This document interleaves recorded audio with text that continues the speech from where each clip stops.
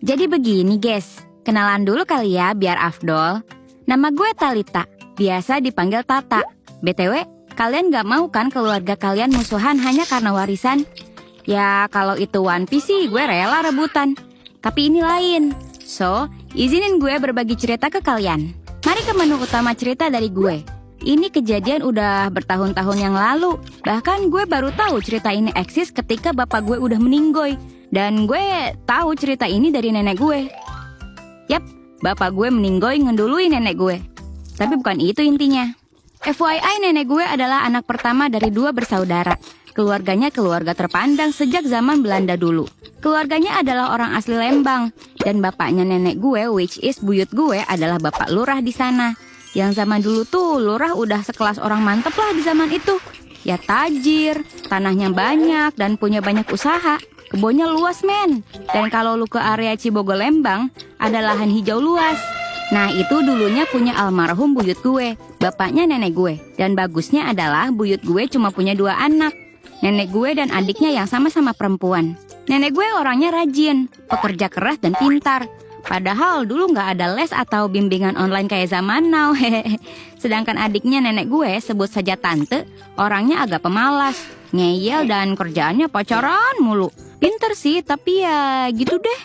Sementara tantenya ini dimanja gitu sama orang tuanya.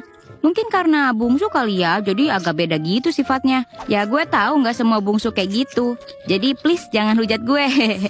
Ini kan gue ceritain apa yang ada di keluarga gue. Jangan marah ya sobat bungsu. Meski begitu nenek gue nggak iri dan tetap sayang sama adiknya. Gue nggak tahu sih, kalau gue sih udah ceramah no jutsu ada macam gitu. Nenek gue orangnya terlalu baik dan gak enakan sih.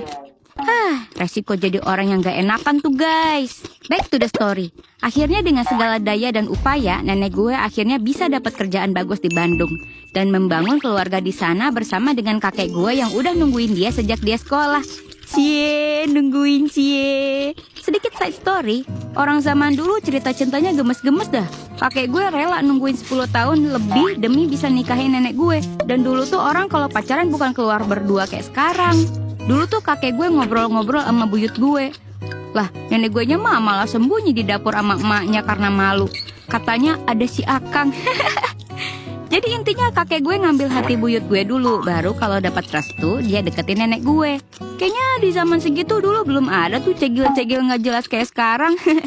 So, bagaikan seorang visioner, buyut gue udah nulis surat wasiat buat anak-anaknya supaya nggak berantem.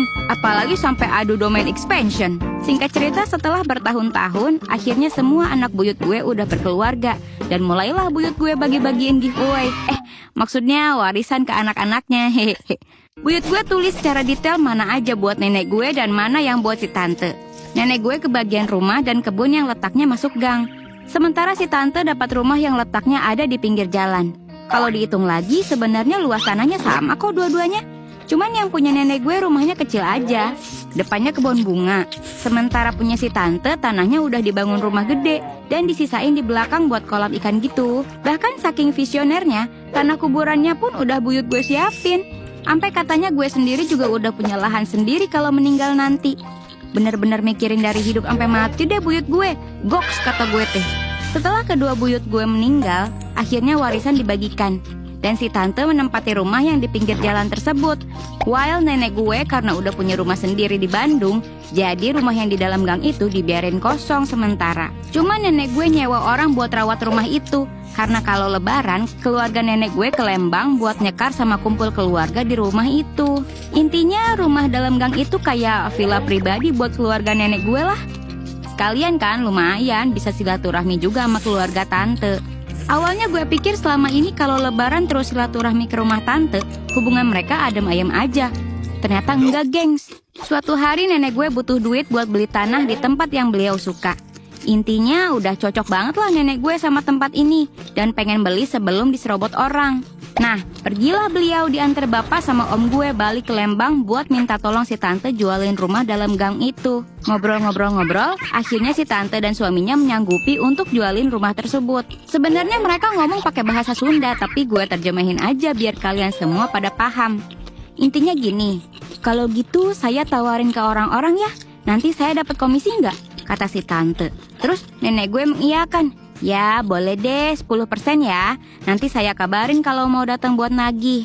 Akhirnya deal tuh. Selang beberapa lama, akhirnya ada yang tertarik dengan rumah itu dan si tante nawarin harga yang sebelumnya udah didealkan oleh tante dan nenek gue. Sampai suatu ketika, nenek gue sama si tante ada cekcok. Uang yang diterima nenek gue kurang dari deal yang mereka sepakati.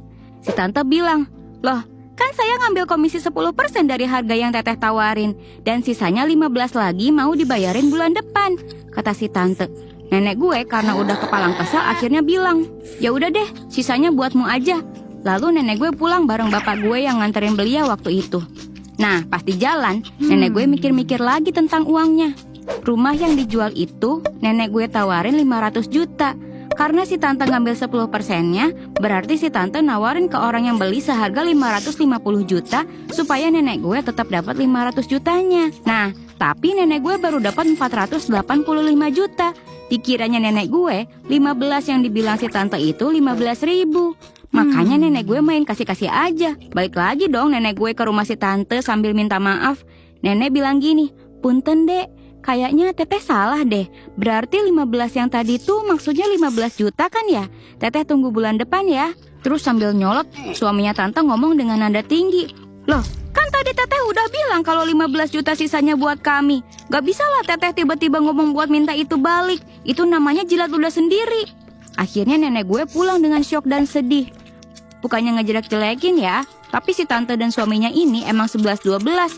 Akhlaknya kurang bingit. Tetangga-tetangga juga kurang suka sama mereka. Bahkan anak-anak mereka juga pada pengangguran. Cuma beberapa yang punya penghasilan sendiri. Harta warisan buyut gue pada habis buat biaya hidup mereka sendiri. Bukan buat modal usaha atau apa gitu. Buat arena duel Beyblade kek, apa kek. Atau arena balap Tamiya buat disawain. Kan lumayan duitnya. Skip, lupakan ide gila gue. So ya, mereka cuma dihormati karena buyut gue dulu berjasa banget di daerah situ. Beda sama nenek gue yang anak-anaknya minimal sarjana dan punya kerjaan semua. Eits, tapi lagi-lagi ini bukan soal sarjana apa enggak ya, tapi output hasil akhirnya. Jadi orang yang lebih beretika dan gak ngeselin. Nah, balik lagi. Di perjalanan pulang nenek gue syok dan sedih. Maksudnya gak usah lah bentak-bentak gitu. Kan nenek gue juga ngomongnya biasa aja. Bahkan sambil senyum dan minta maaf loh. Di jalan nenek gue masih kepikiran tentang uang 15 juta itu. Sambil menyesali kenapa ya tadi dia marah-marah dan gak mencerna perkataan si tante dengan baik. Terus bapak gue yang nganterin nenek gue bilang, "Biarin aja, ntar 3 bulan lagi juga mati." Nenek gue kayak, "Hush, gak boleh bilang gitu." Akhirnya nenek gue mau gak mau ikhlasin aja tuh 15 juta. Gak taunya 3 bulan setelah kejadian itu, suaminya si tante beneran meninggal dong. Katanya kena penyakit jantung atau apa gitu. Nenek gue sama keluarga besarnya tentu ikut ngelayat ke rumah tante. Dan setelah ngelayat nenek gue jadi kepikiran, jangan-jangan omongan bapak gue waktu itu beneran dikabulin. Nenek langsung lihat-lihatan sama bapak gue. Bapak gue cuma bilang, "Tuh kan, saya bilang juga apa, gak bakal panjang umurnya," katanya. Buset. Bapak gue gak ada duka-dukanya ngomong gitu ke nenek. Meski bisik-bisik sih. Karena bapak gue juga kesel sama kelakuan si tante. Soalnya bapak gue ngeliat banget dari kecil nenek gue diperlakuin gak baik sama si tante. Mungkin karena si tante iri nenek punya segalanya, sedangkan dia enggak. Padahal kan nenek bisa sukses kayak sekarang juga karena dulunya usaha keras. The real cewek mandiri, pekerja keras, bukan cegil-cegil gak jelas kayak zaman sekarang yang... sudahlah. Bahkan nenek gue sampai makan nasi sama garam doang demi hemat. Itu bapak gue juga ngerasain tuh. Mana anaknya ada 6 orang pula. Kerjaan kakek nenek gue dulu cuma guru. Dan gajinya ya gitu deh. Sekarang nenek gue lagi panen manisnya aja. Tapi si tante mikirnya nenek gue instan kali ya punya ini itu. Setelah meninggalnya suami tante, hubungan nenek dan si tante jadi makin renggang. Dan nenek jadi jarang juga ke Lembang. Karena ya keluarganya udah di Bandung semua. Paling setahun bisa dihitung jari lah berapa kali ke Lembang buat nyekar. Gue diceritain ini ketika bapak gue udah meninggal juga karena stroke bertahun-tahun. Dan gue shock juga dengar cerita ini. So, meski tetap ke Lembang, gue suka sedih lihat rumah yang dulu jadi warisan nenek. Kebunnya gak keurus sekarang. Bangunannya juga kayaknya cuma dicat ulang, gak direnov atau apa gitu. Kabarnya rumah itu sekarang dikontrakin sama yang dulu beli. Tapi ya, itu udah bukan hak milik nenek gue lagi. Jadi mau sedih pun juga percuma. Andai gue punya duit sih, udah gue beli rumah itu buat masa tua gue nanti.